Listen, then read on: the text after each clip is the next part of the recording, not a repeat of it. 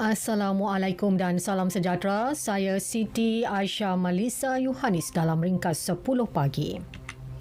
Malaysia mahu kuasa besar bersikap jujur dalam menyelesaikan isu kekejaman yang dihadapi rakyat Palestin. Perdana Menteri Datuk Seri Ismail Sabri Yaakob meminta PBB mengambil pendirian tegas itu bagi memastikan penyelesaian segera terhadap krisis yang telah lama berlarutan di bumi Palestin. Perdana Menteri menyuarakan kekecewaan Malaysia dalam pendudukan secara kejam oleh Israel. Rakyat Palestin terus hidup dalam belenggu dasar-dasar diskriminasi rejim Zionis. Ini telah menyebabkan hak paling asas rakyat Palestin terus dinafikan.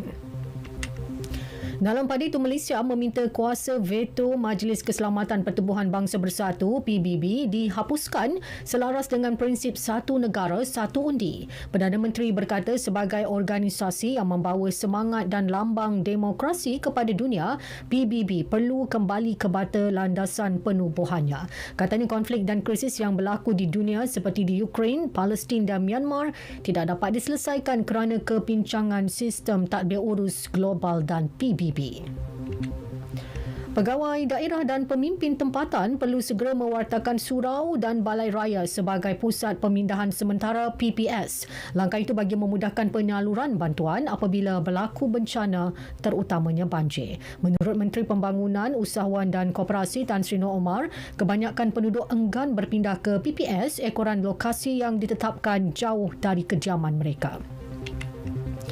30 buah bot baharu bersaiz sederhana disediakan Kerajaan Negeri Perak. Ini sebagai persediaan membantu operasi keselamatan dan menyelamat penduduk terjejas ketika banjir tahun ini. Menteri Besarnya Datuk Seri Saarani Muhammad berkata, kesemua bot tersebut telah diserahkan kepada setiap balai polis daerah bulan lepas.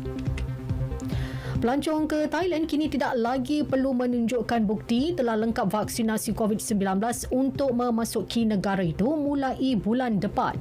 Pelawat juga tidak lagi perlu mengemukakan keputusan ujian pantas COVID-19 semasa ketibaan. Jurucakap Pusat bagi Pentadbiran Situasi COVID-19, Dr. Tawasin Visanuyotin berkata, memandangkan situasi pandemik itu semakin baik, Thailand akan menamatkan darurat seluruh negara. Pesakit COVID-19 yang tidak bergejala atau bergejala ringan juga tidak perlu dikuarantin.